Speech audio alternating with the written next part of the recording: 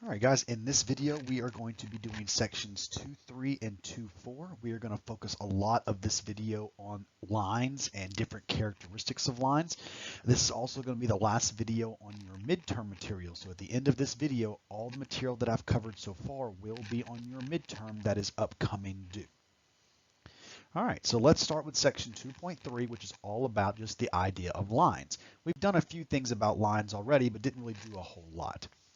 So when it comes to lines, one of the biggest characteristics that you can find of a line is called slope. Slope is a measurement of the steepness of a line. The slope that goes through two distinct points, which we've seen before as x1, y1, and x2, y2, can be found using a multiple different variety of formulas. So a few things that we're going to see. First off, we're going to denote slope as using the letter m. So m represents slope. If you're actually given the points, so you know what x1, y1, and x2, y2 are, you can actually use a direct formula to find slope, which is y2 minus y1 over x2 minus x1. That's also known as the change in y over the change in x. But sometimes it may actually be easier to not use the particular numbers, but maybe a little bit different idea. So one thing we'll see a little bit later is that when it comes to graphs, sometimes if you're given the graph of a line and you're asked to find the slope of it, it may be easier to do the rise over run. How far does it go up or down, and then how far to the right does it move? And we're going to do both examples today in this video, so don't worry. But those are the two big ones, but they both represent changes in y over changes in x. Now, after you find that slope using whatever technique you choose, there's four different types of slopes that you will get. The first two are the most popular. If you get a positive slope, that means that your line is rising from left to right, so it's going up. If you get a negative slope, that means your line is going down, also known as falling. And then the two that aren't as common, but we are going to see them today in this video, undefined slope. So if you get an undefined slope, that essentially means that you have some number and you got a 0 on the bottom of your fraction when you were calculating this. That's fine. If you don't have a slope, that means that you have a vertical line. So remember, I know it's a common mix-up, just be careful. Vertical means up and down. So you have a straight up and down line that has no slope. You can also get a 0 slope. So that means opposite of vertical. When you have a fraction of 0 over a number, that means that you have a 0 slope, and therefore you have a horizontal line. So remember, horizontal lines run from left to right. So positive slope goes up, negative slope goes down. Undefined slope means you have a vertical line, and a 0 slope means you have a horizontal line. That's the four types of slopes that we're going to deal with today. So let's start off with a couple of ways you can find slope. In these first two examples, I have given you 2 points. I want you to find the slope between these points, and if it's undefined, show me why. So since I actually gave you the 2 points, I'm going to use the formula from the last slide that says m is equal to y2 minus y1 over x2 minus x1. So in example number 1, you have the point 0, -7, and -4, -9. So the first point would be x1, y1. The second point would be x2, y2. And all I'm going to do is plug those four numbers into my formula for slope. So that will end up giving me -9 minus a -7 over -4 minus 0, which is equal to -9 plus 7 over -4, which is -2 over -4, which does simplify into 1/2. So you have a slope of 1/2. So that means I'm not going to draw it perfectly, but that does mean that your line is going in an upward direction. All right, what about number 2? You have the point 3,5 and the point 3, -7. So in this example, I can let x1, y1 be 3,5, and I'm going to let x2, y2 be 3, -7, and I'm going to plug these four numbers into my slope formula again. So I can say that m is equal to -7 minus 5 over 3 minus 3, which gives me a -12 over 0, and you can stop right there. So what does that mean your slope is? That means that you have an undefined slope because you cannot have 0 on the bottom of your fraction. So while, remember, undefined does not mean no solution. When we do get undefined slopes, later on when we start drawing some of this stuff, that means you do have a vertical line on your graph that go through both of those points.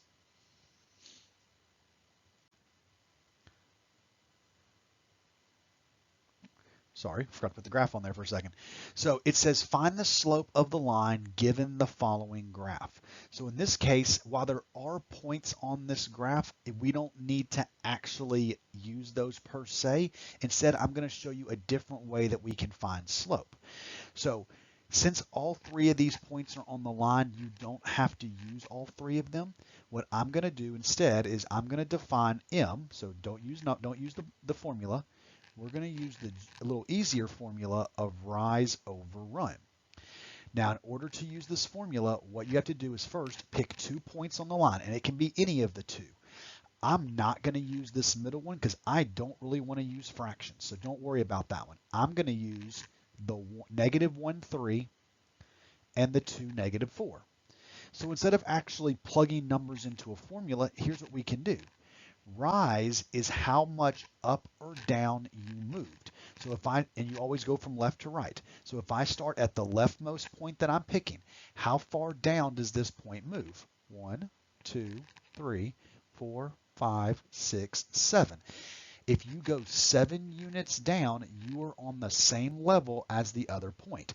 But since you had to go down, that means that your rise is actually -7 units. If you go up, because your second point's higher, it would be positive. The run is how far to the right you moved. So that would be 1, 2, 3. We had to move 3 units to the right to get to the same point. So my run would be 3. Therefore, your slope is -7/3, and that should make sense because when slope is negative, your line should be going down, and it is from left to right.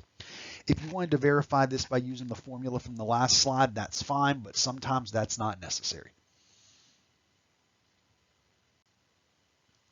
All right, so let's look at our first few examples, and we're going to do 2 or 3 of these, I believe, of just drawing lines. Like I said, drawing lines is not a hard thing to do, but you got to do it based on the information given. So number 4 says sketch the line with the given slope that passes through the indicated point.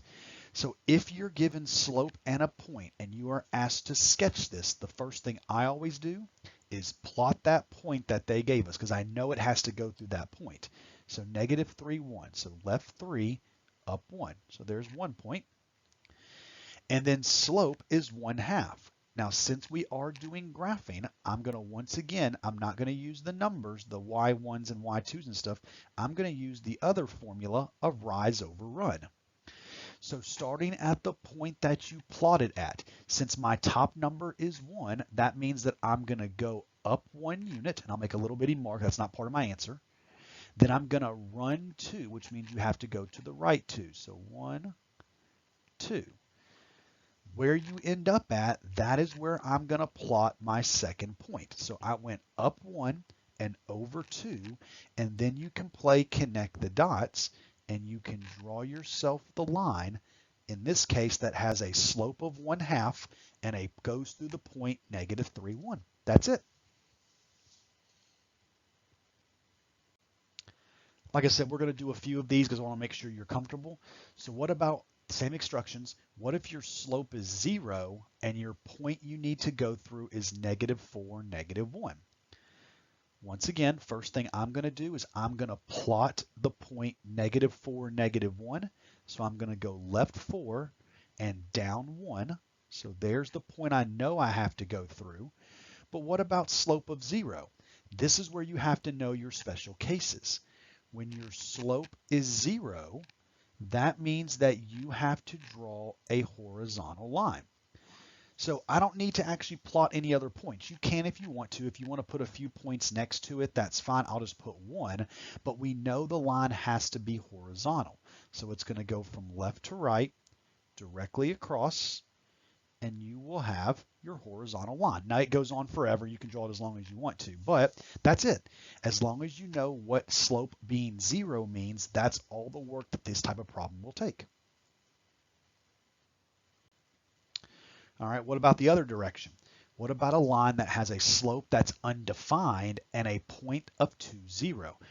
I say this every time I teach this class. I always have a number of students who see the slope of undefined and just assume that the answer means you can't do it. That is completely wrong in this case. So work it the same way.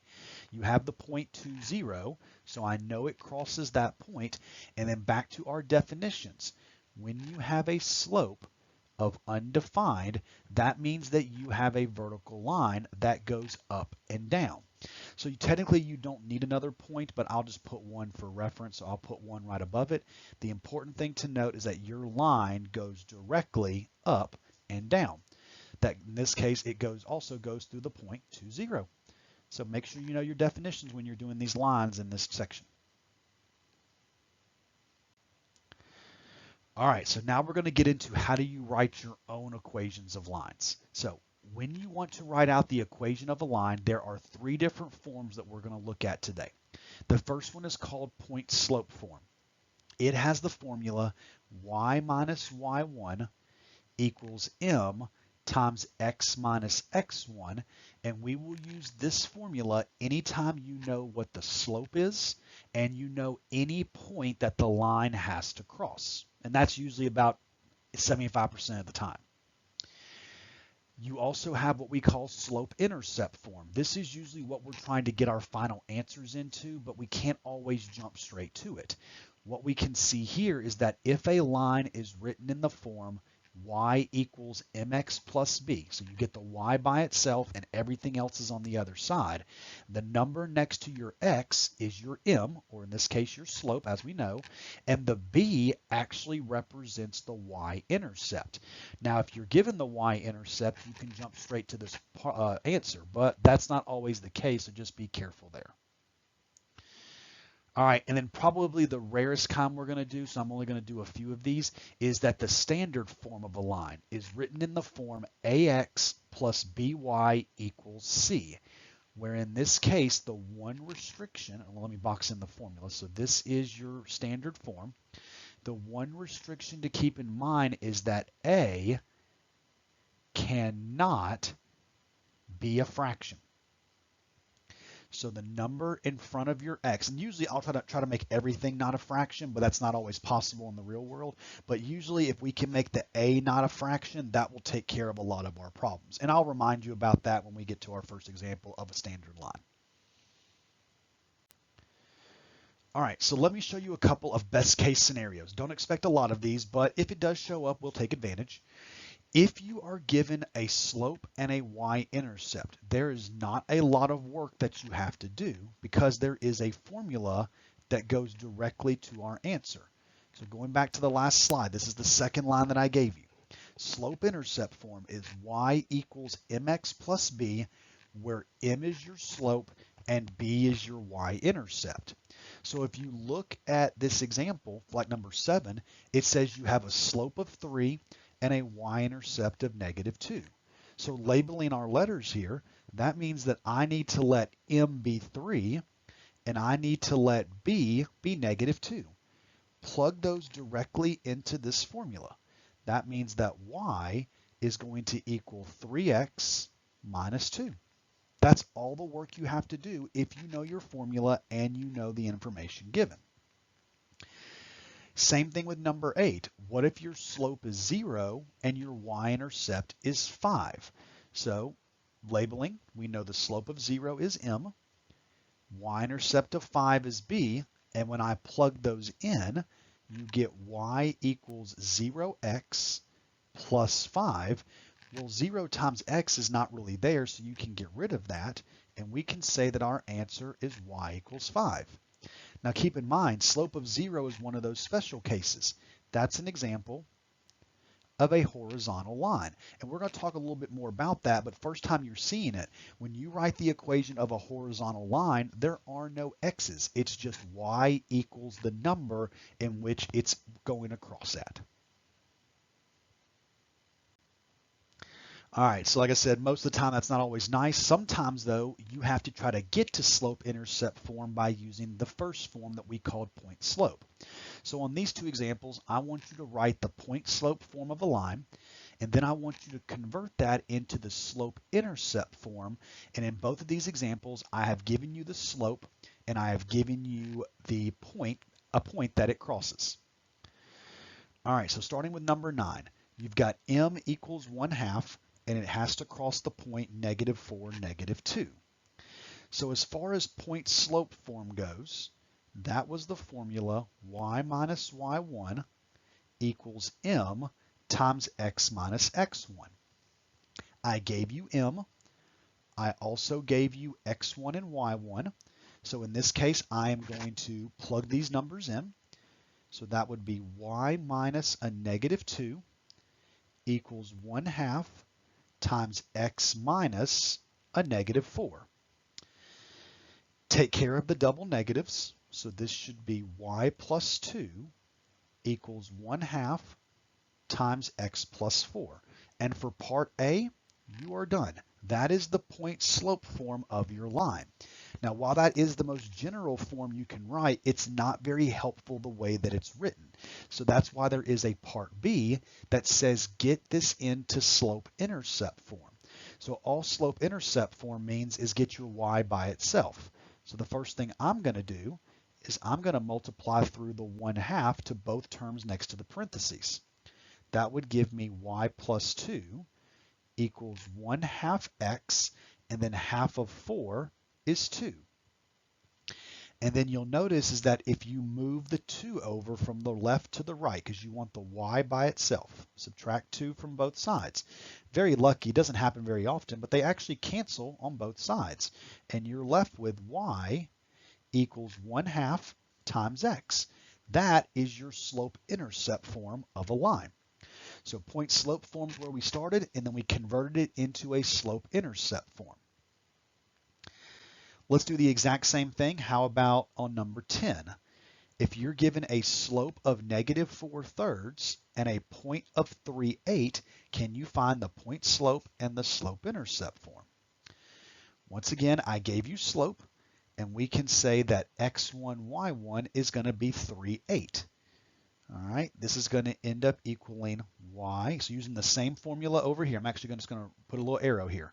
This will be y minus 8 equals your slope of -4/3 times x minus 3. Since there are no double negatives this time, you actually are done with part A. This is your point slope form. Where this one's a little bit more challenging is you got to deal with all these fractions aren't going to simplify as nice, but we'll deal with that. So first thing I'm going to do is I'm going to take, once again, this -4/3 and I'm going to distribute it through. That's going to give me y minus 8 equals -4/3 times x. A negative times a negative is a positive, and then -4/3, I'm actually going to write this out. So, sorry, my bad. I didn't mean to write the negative. So we know a negative times a negative is a positive, so I'm not worried about that. But you'll notice that you do have a 4/3 times a 3, which is actually very nice because the 3's cancel, and it's just really a plus 4. Then you can add the 8 to both sides, and this will end up giving you y equals -4/3 times x, and the 4 that's left over plus an 8 is 12. This is your slope-intercept form of the line. Very good. So let's do it again. But once again, I'm going to keep changing the instructions up to make sure you're paying attention. This example says find the equation of a line which passes through 2 points. So I'm not giving you a slope this time. I'm giving you 2 of the points. We're going to do point slope form again, but instead of slope-intercept form, let's do standard form. Before I can do any of this, I've got to figure out a slope, because if you don't know what the slope is, then you're not going to be able to do any of this. So earlier today, We found slope by doing y2 minus y1 over x2 minus x1. Since I gave you 2 points, let's label those. Negative 5, 7 will be x1, y1, and 3, negative 5 will be x2, y2. Plug all 4 of those numbers in. This is negative 5 minus 7 over 3 minus a negative 5. Simplifying this, that's going to give me a negative 12 on top. It becomes a 3 plus 5 on the bottom, which is negative 12 over 8. And since both of those share a 4 in common, divide both numbers by 4, and you should get a negative 3 over 2. While this is not an answer to the question, it's a necessary part to do part A and part B. All right, so back to point slope form. So it's not on this slide, so I'll write it again. That was y minus y1 equals m times x minus x1. Plug those numbers in. So in this case, I'm going to have y minus y1, which is 7, equals my slope of negative 3 over 2 times x minus a negative 5. Take care of your double negative. So y minus 7 equals negative 3 halves times x plus 5. And that is part A. Part A is just point slope form. Part B wants you to do standard form. So up here at the top, kind of out of the way, let me remind you. Standard form is the form AX plus BY equals C. Well, kind of like the previous examples, first thing I'm going to do is start simplifying this. So I'm going to take this negative 3 halves and I'm going to multiply it through, and then we'll talk about how to get it in the right form. So this is going to be y minus 7 equals negative 3 over 2x. A negative times a positive is a negative, and you're going to have a 3 halves times 5. So this will be y minus 7 equals negative 3 over 2x minus 15 over 2. Now, this is nowhere close to the right form, but the one thing I want to do first before I move on to moving things around is I told y'all earlier that in standard form, this a does not need to be a fraction. So the number next to your x needs to be a whole number. As you can see, we have a negative 3 over 2 next to our x. I have no problems with the negative 3, it's the 2. So what I would recommend you do here is just multiply everything by the number on the bottom next to the x. That way it will go away. When I do that, let me come up here. We are going to have, so everything times 2. That is 2 times y. 7 times 2 is 14. The 2 will go away on the x and make it negative 3x. And then the 2 also goes away on the 15 over 2 and gives you a minus 15. You need to put your x and y on the left, and you need to put your numbers on the right. So to do that, I'm going to add 3x to both sides. That way this cancels. And then I'm also going to move the 14 back over to the other side by adding. And you should end up with an answer of a 3x and a 2y. So that part's good. And your constant on the right, negative 15 plus 14, is negative 1. This is the standard form of a line. We don't write a lot of our lines in that form, but it's good to once in a while practice it. That way when it is asked on your homework and your quizzes, you are prepared for it. So there you go. Given 2 points, we found the slope, the point slope form, and we converted that into standard form.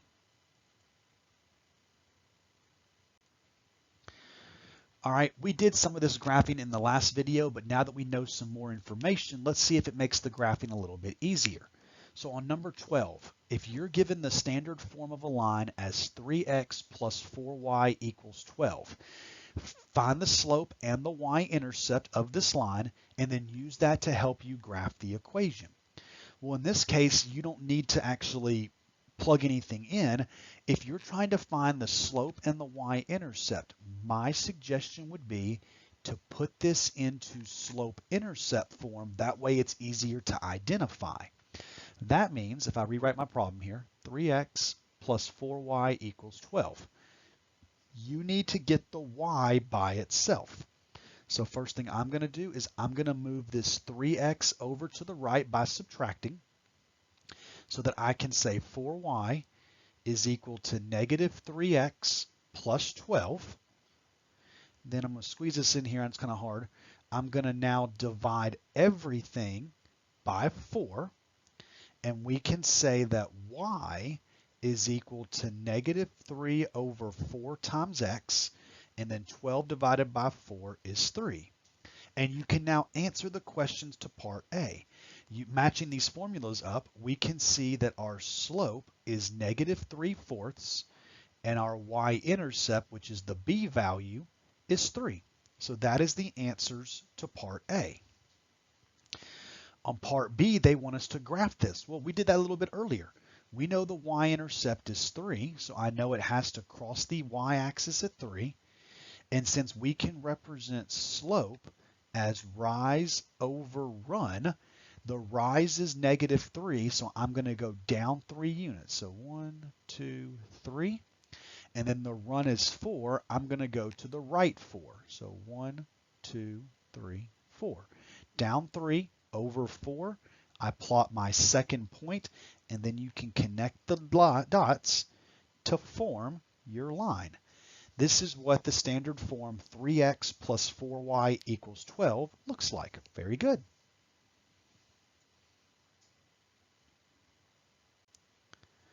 All right.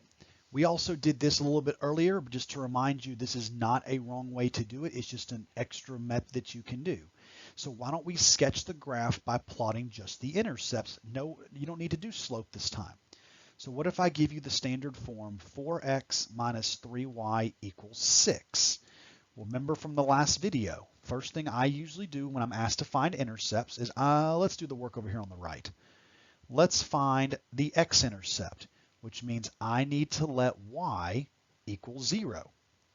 If I let y equal 0 in the original equation, you have 4x minus 3 times 0 equals 6. So that means that 4x equals 6. Dividing by 4 gives you 6/4, which does simplify into 3 over 2. So 3 over 2, just for those who like decimals better, is exactly 1.5. So if I go over to 1.5 on my x-axis, there is my x-intercept. For my y-intercept, that means I need to let x equal 0. So if I let x equal 0 in the original equation, that is 4 times 0 minus 3y equals 6. That means I have a negative 3y equals 6. And if I divide both sides by negative 3, we can see that y is negative 2. So we need to cross the y-axis at negative 2. And now that we have both of our intercepts, we can now draw our line. Once again, pardon the bad wavy line. But that is a sketch of what 4x minus 3y equals 6 looks like using the intercepts of the problem. Very good.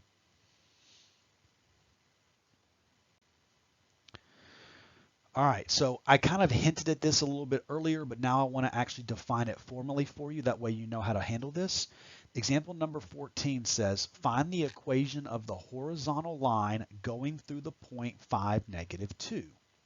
So remember and I'm going to abbreviate this HL, a horizontal line has a slope of 0. That's important.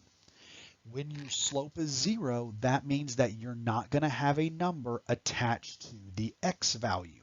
So if that's the case, as we saw a little bit earlier, you can write horizontal lines of the form y equals your number. Now, you're going to need a y value in order to do this, and as you can see in our problem, they gave us a y value of negative 2. So since our y value is negative 2, my final answer is y equals negative 2.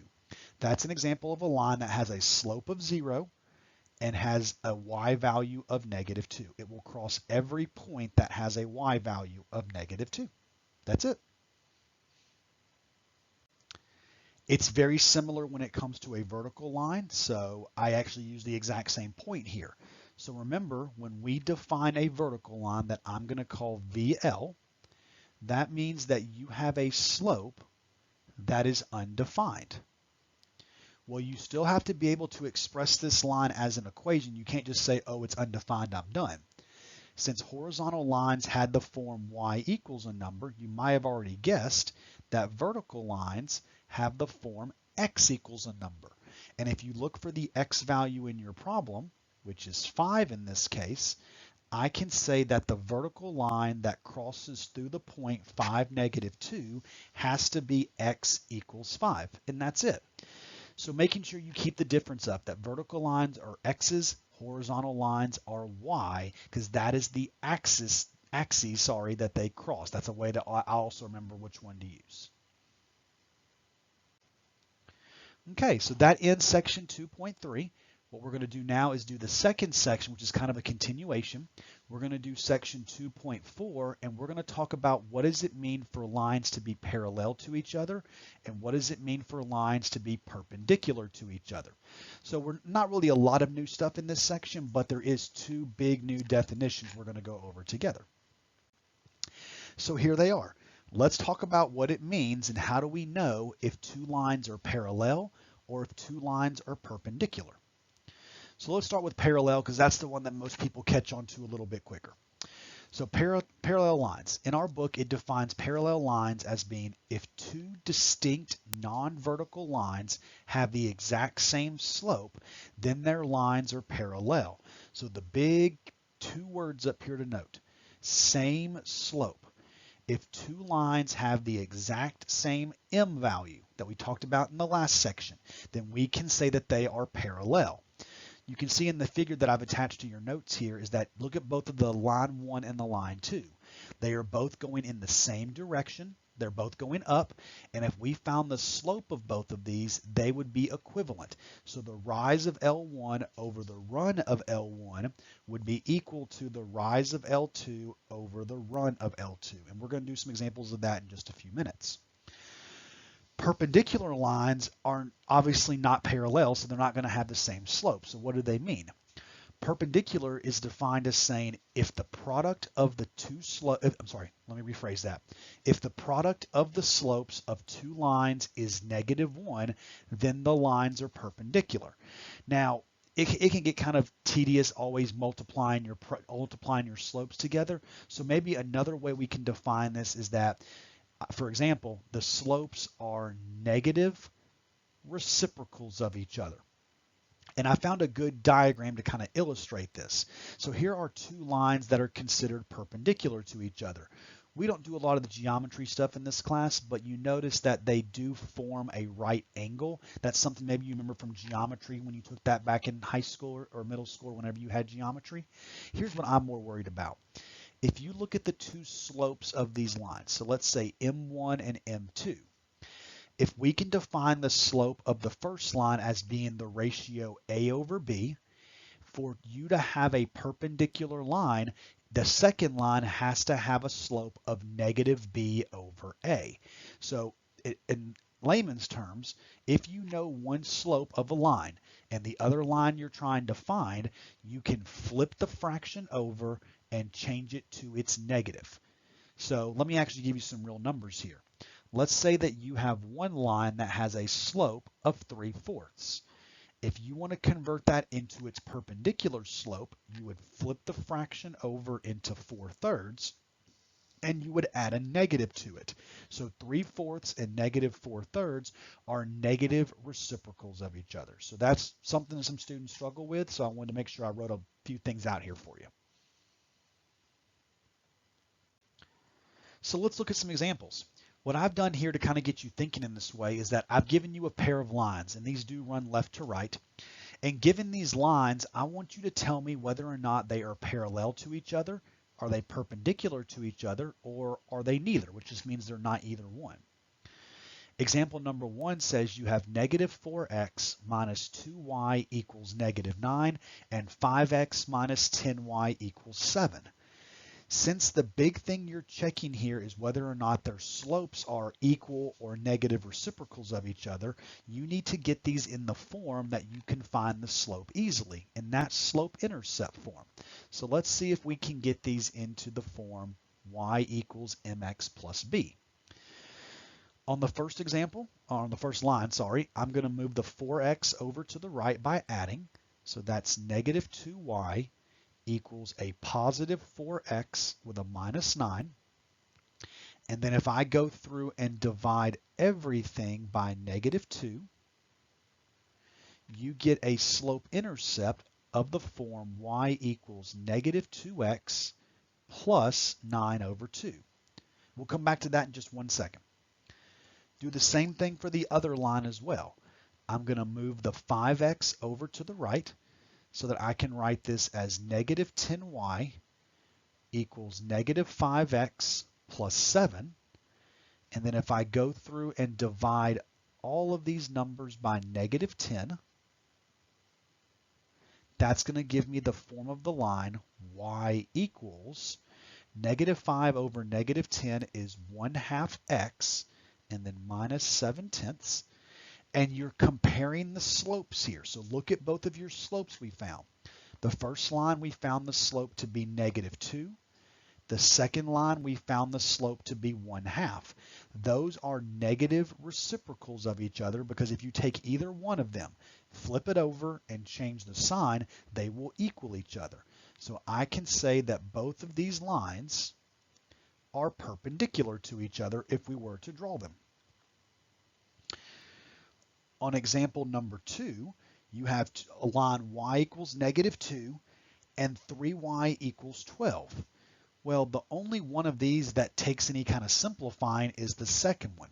If you divide both sides by 3 there, we can say that this one is y equals 4, and we know the first one's already y equals negative 2. Well, what do you know about both of those lines? Well, they both, from what we just did at the end of the last section, they are both horizontal lines. And what do we know about every horizontal line is that every horizontal line has to have a slope of 0. Since they're both horizontal and they both have slopes of 0, that means that their slopes are equal to each other, and that is the definition of parallel lines. So two horizontal lines are going to obviously be parallel to each other. All right, so now we get into actually writing our own parallel and perpendicular lines. This is what most of the rest of this section is going to be about. So example number 3 says, use the given conditions to write an equation for each line in point slope form, slope-intercept form, and standard form. And I want you to write the equation of the line that passes through the point negative 2, 3, and is parallel to the line whose equation is y equals 1/4 x minus 2. So to do all of these lines, we're going to need slope and points, just like we talked about. The good news is that I gave you a point on the first one, so we're going to use negative 2, 3 as our x1, y1. And since I want my line to be parallel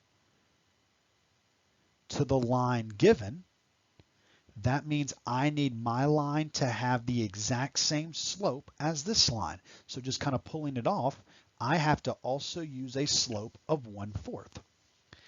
And now I'm going to do my 3 forms of a line, starting with part A, point slope form.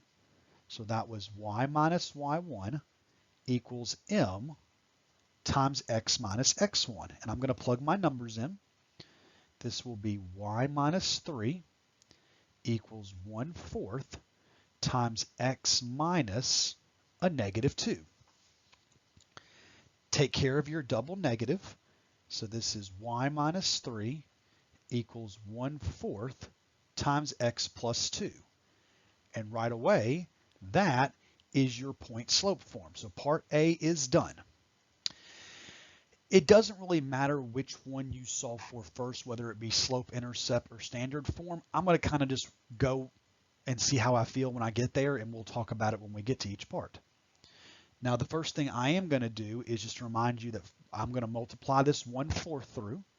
So when I multiply the 1/4 through, that gives me y minus 3 equals 1/4 x plus, and if you double 1/4, you get a half. I forgot my x, sorry. I'm actually going to go ahead and do standard form because I think standard form is a little bit easier to get to from this point.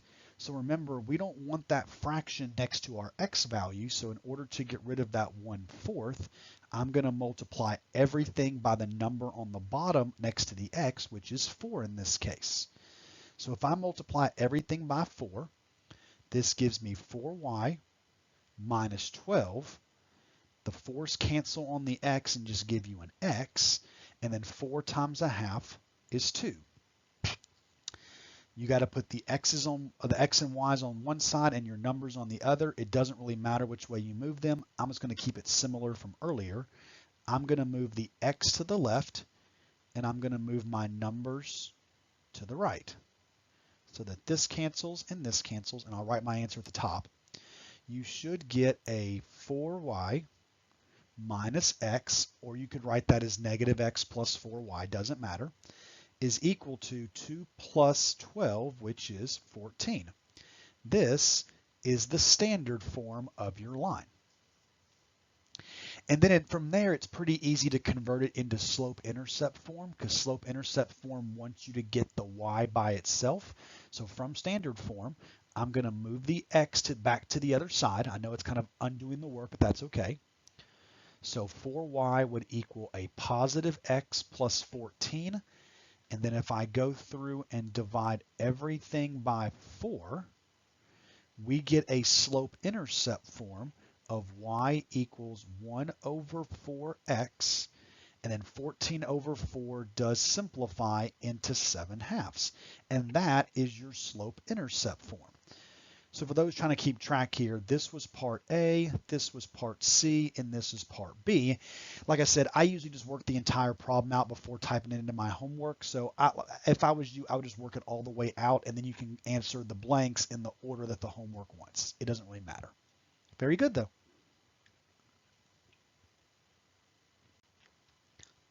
So let's work almost the exact same problem, except I'm going to change one word, and that's parallel to perpendicular. So the only thing that's going to change here is the slope that you have to use. So same instructions for number 4, except I want you to do the perpendicular line. So while my point's not going to change, we're still going to use -2 and 3. The slope is going to change. So the parallel slope we used was 1/4. But if I take the slope of the line given, which is 1/4, and I do the negative reciprocal, so you flip the 1/4 over and you change the sign, we are going to actually use a slope of -4. Other than that, this problem works almost identical, and I'm going to work it in the exact same order I worked number 3. That way no one can get lost.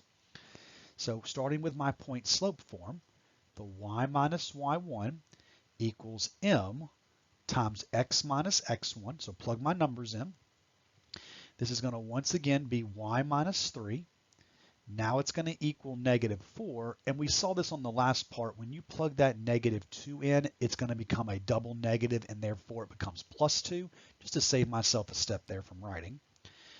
There is your point slope form. Now, in this case, if you want to do, just to keep it similar, I'm going to do standard form again next, but once again, you could do slope-intercept form pretty easily here. I'm going to multiply the -4 through and make this y minus 3 equals -4x minus 8. I'm going to move the x's to one side, move the x and y's to one side, so I'm going to add 4x to both sides. And then I'm going to move my constants back to the right, which means I'm going to add 3. So for the standard form of my line, I can say that this is 4x plus y equals -5. And then to get to slope-intercept form, all you have to do is get the y by itself, which is actually very simple. Just move the 4x back to the right, and you can say that y is equal to -4x minus 5. It's always nice when your slope's a whole number. It makes the math a lot easier than it did on the last one. But either way, we did it. So once again, just for those labeling, this is A, this was part C, and this was part B. Point slope, slope-intercept, and standard form of a line. Very good.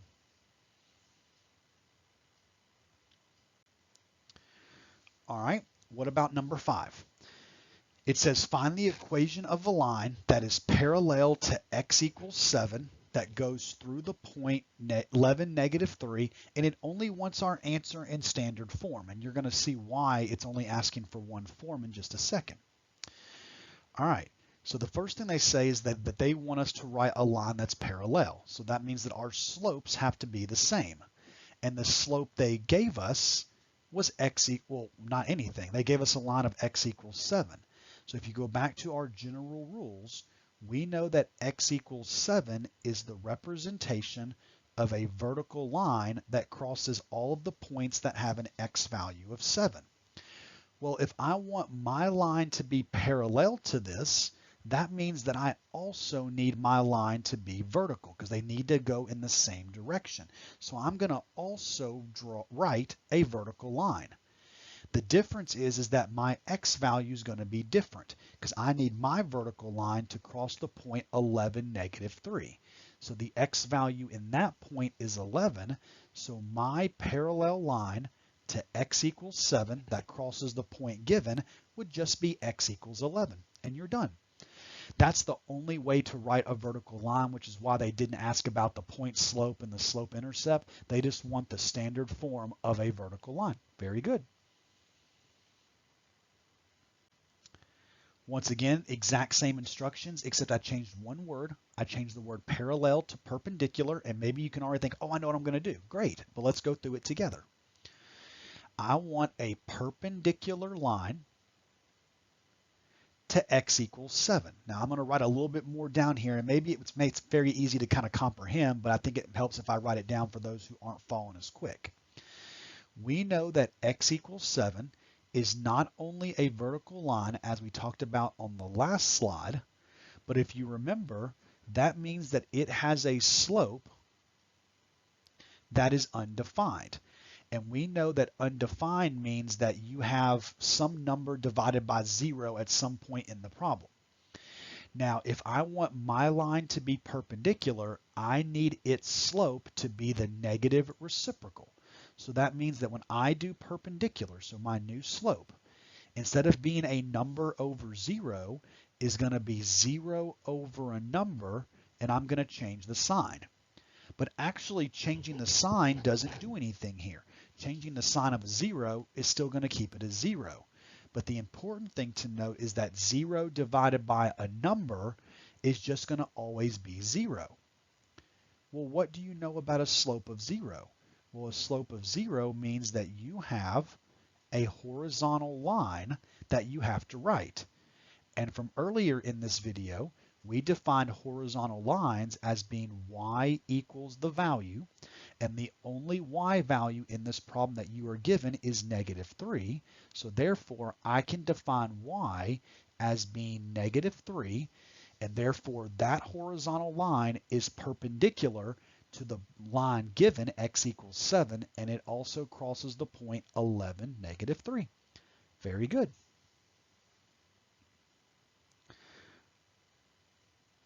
All right, so that actually wraps up this video here. So that covered sections 2.3 and 2.4. We talked about lines with their slope and what slope represents. We refreshed our memory on sketching lines with intercepts and slope, and then we also dove into a little bit of an introduction on parallel and perpendicular lines. At the end of this video, so this ends your midterm exam material. So everything that I've covered so far will be on your midterm exam. That's going to be posted on the website. All right, starting with the next video, which is going to go into chapter 3, that will start your final exam material. So the next video is not on your midterm, but if you want to get a head start, the next video will start in chapter 3. I believe it covers sections 3.1 through 3.3, if I'm not mistaken.